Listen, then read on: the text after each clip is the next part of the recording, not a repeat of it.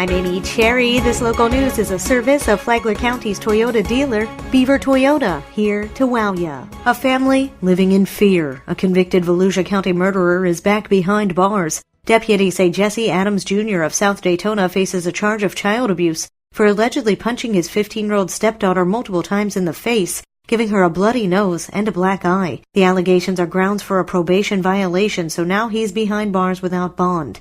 Adams was one of 4 men who opened fire on a car, killing 2 Bethune-Cookman University students and a third man in 1993. He was sentenced to 25 years in prison but served less than 9 years. Upon his release, he was to be on probation for life. This portion of WNZF Local News, a service of the Daytona Beach International Airport. Fly to the Big Apple in a New York minute on JetBlue from the Daytona Beach International Airport.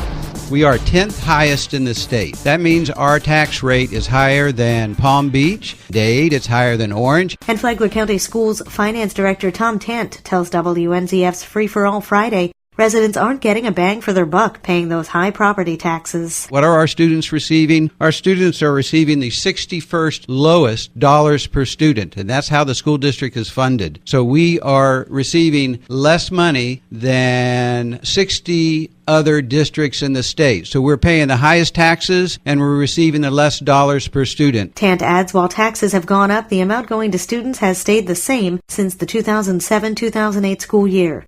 Tomorrow we'll hear more from State Rep Paul Renner, who along with State Senator Travis Hudson has worked to shore up that funding gap.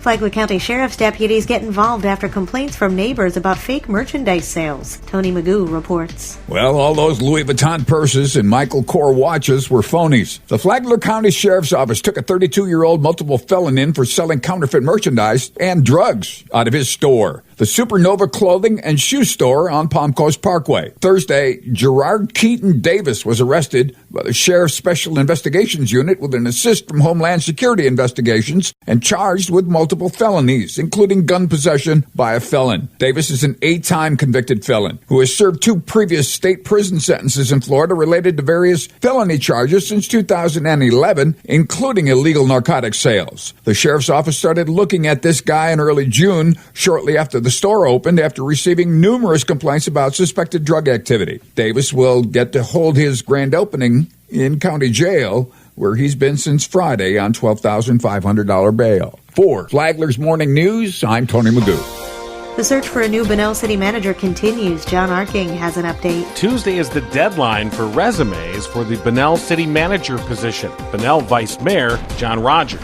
We are in the process of hiring a new city manager. We have extended the deadline for resumes to this Tuesday. We have some very qualified candidates. My personal favorite is Dr. Jackson. This guy is just amazing. He blew everyone away on the interviews, so we'll see how that goes.